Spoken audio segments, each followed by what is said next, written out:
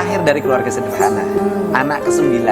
Bapak saya tentara tapi palang 3, prajurit kan 28 tahun dia sudah sakit.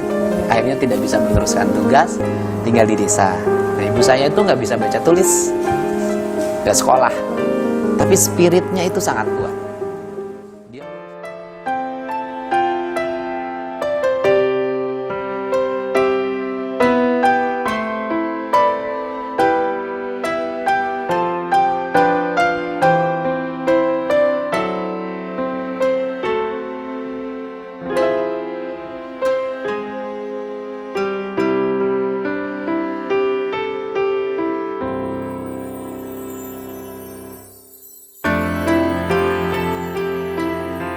Di sebuah desa kecil di desa Sukasari, jauh dari gemerlap kota dan hiruk-pikuk politik, seorang anak bungsu dari keluarga sederhana tumbuh dengan mimpi yang tak sebanding dengan keadaan hidupnya. Namanya Dedi Mulyadi, lahir di tengah kesulitan ekonomi, dibesarkan oleh nilai budaya dan ditempa oleh kerasnya hidup desa. Tak ada yang menyangka bahwa bocah yang sering berjalan kaki pulang sekolah itu kelak akan menjadi salah satu tokoh paling berpengaruh di Jawa Barat. Perjalanannya tidak mudah, penuh liku-liku, konflik batin, perhara rumah tangga, pertarungan politik, hingga pujian yang berubah menjadi kritik. Namun justru dari gelap terang itulah lahir kisah seorang manusia yang menembus batas takdirnya. Inilah perjalanan panjang seorang figur yang menciptakan jalannya sendiri, meski dunia berkali-kali mencoba untuk menghentikannya.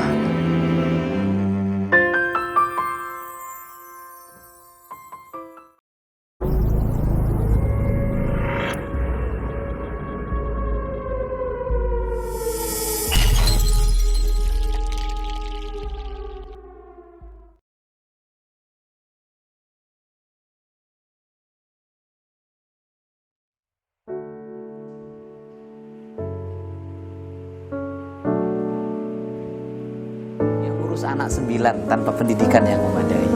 Dia pergi ke sawah bawa cangkul. Dia nyangkul karena bapak saya sakit.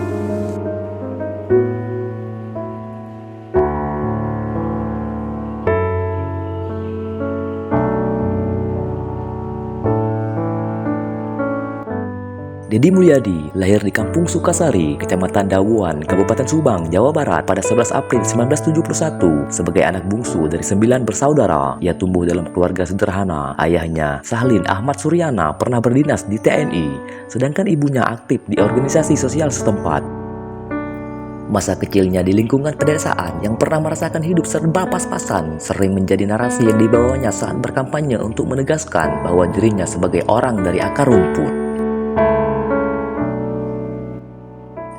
Dedi menempuh pendidikan formal di Subang, SD Subakti pada 1984, SMP Kalijati pada 1987, dan SMA Negeri Purwodadi 1990. Setelah gagal masuk militer, ia sempat mendaftar di Akabri atau Secapa, tetapi tidak lolos karena berat badan. Dedi memilih melanjutkan studi ke Sekolah Tinggi Hukum Purnawarman, Purwakarta, dan lulus pada tahun 1999 dengan gelar Sarjana Hukum. Selama di kampus, ia aktif dalam organisasi kemahasiswaan, menjabat sebagai Ketua Cabang Himpunan Mahasiswa Islam atau HMI Purwakarta, aktif di Serikat Pekerja, dan terlihat di dunia buruh. Aktivitas ini pun akhirnya menjadi jalan masuknya ke dunia politik.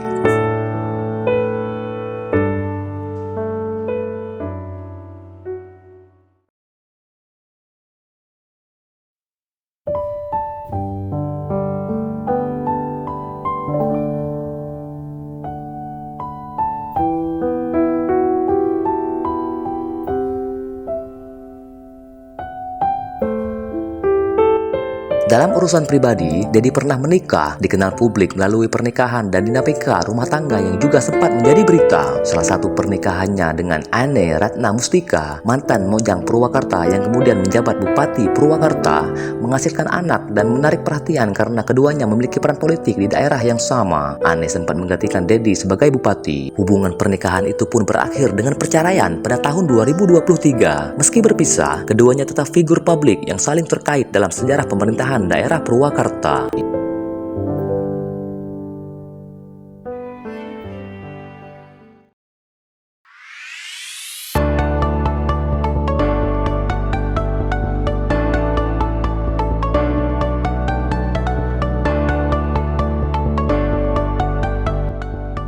Karir politik Dedi bermula dari level kabupaten. Ia menjadi anggota DPRD Kabupaten Purwakarta, kemudian wakil bupati, lalu Bupati Purwakarta selama 2 periode, 2008 hingga 2018. Gaya kepemimpinannya yang populis, mengangkat identitas budaya Sunda dan kebijakan yang kerap bersifat khas daerah membuatnya dikenal luas. Setelah menjabat bupati, Dedi dipilih menjadi anggota DPR RI periode 2019 hingga 2023 sebelum melangkah ke posisi lebih tinggi.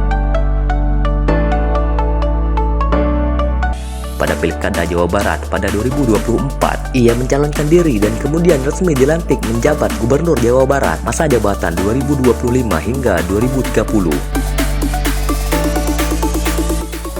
Sepanjang lintasannya, Dedi dipandang sebagai tokoh yang piawai membangun komunikasi massa dan memadukan politik lokal dengan simbol kebudayaan Sunda.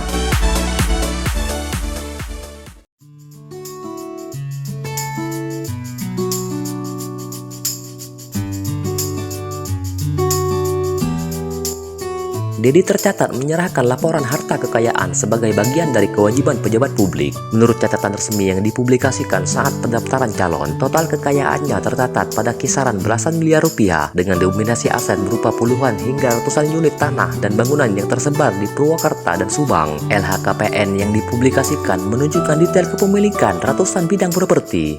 Sebuah gambaran bahwa ia berhasil mengakumulasi aset real sepanjang karirnya di pemerintahan dan legislatif. Catatan ini penting karena memperlihatkan bagaimana pejabat lokal yang lama bertugas dapat membangun basis kepemilikan properti lewat kombinasi penghasilan, investasi, dan warisan.